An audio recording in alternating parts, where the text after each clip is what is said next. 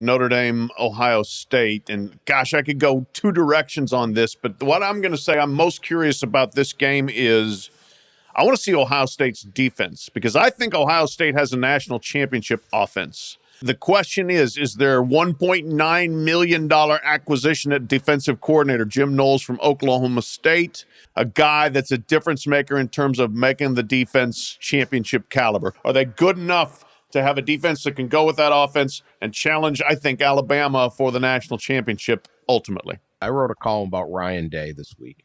How much pressure is on him with this team? They clearly have the team that can either win it or at least play with Bama in the title game. They are 17.5-point favorites over the number 5 team in the country. Now maybe Notre Dame doesn't deserve to be there. Maybe they do, but like that's how good they are. But like, I just sense this slight bit of worry in Ohio State fan where it's like, we think this is going great. We think we have our guy, but this is his team now, his program, his defensive coordinator. Can he do it? Like, do you get that sense? Do you think there's that there? I get that sense enough that I wrote a similar column this week. So there you go.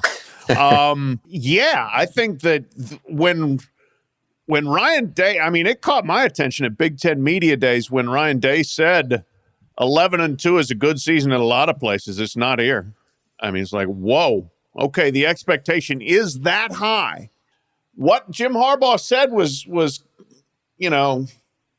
a real shot to the ribs last year about being born on third base, but there's some factual backing to that. He inherited an unbelievable situation, one of the 2 or 3 best positions to be in for a rookie head coach in the country, and he's done very, very well, but he hasn't won a championship. I do sense that there is that concern. Do we have a really good coach, but not a championship coach?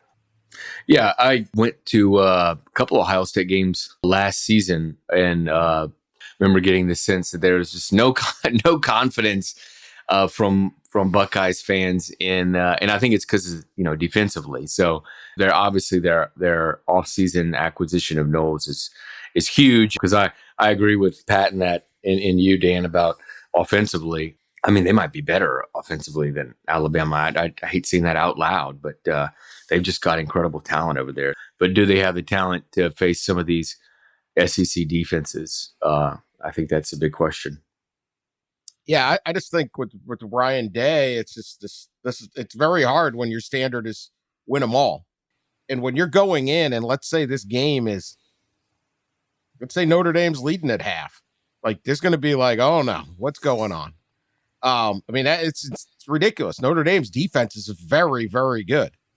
Extremely good. So I'll switch to the other sideline there, Marcus Freeman. Expectations much lower. I don't know if anyone's going to care if they lose, although Notre Dame fans will always care if they lose. But this is a big game for Marcus Freeman. I look at this season as he has to show that as a first-time coach, he can coach. So I'm very interested to see what this Notre Dame team can be. How good is Tyler Buckner at quarterback? I don't know if they got to win, but you sure don't want to get blown out right off the bat. So that would be my choice of what I'm most looking forward to see. Usually the pressure's on the big favorite. I don't know that the pressure is not on Marcus Freeman in this game. I agree. Like it's just, how would you like to be? Your first year head coach, you're ranked number 5, and your first true regular season game is at the number 2 team in the nation. Yeah, there's serious pressure there, especially after they lost the bowl game and in the way they did. Yeah, I think it's fine. We don't want to put him on the hot seat before he's even coached. But there's a huge opportunity for Marcus Freeman, and I don't know that he has to win to really make a great impact. So that's a little bit nicer spot to be in there, Ryan Day, where you probably need to win handily.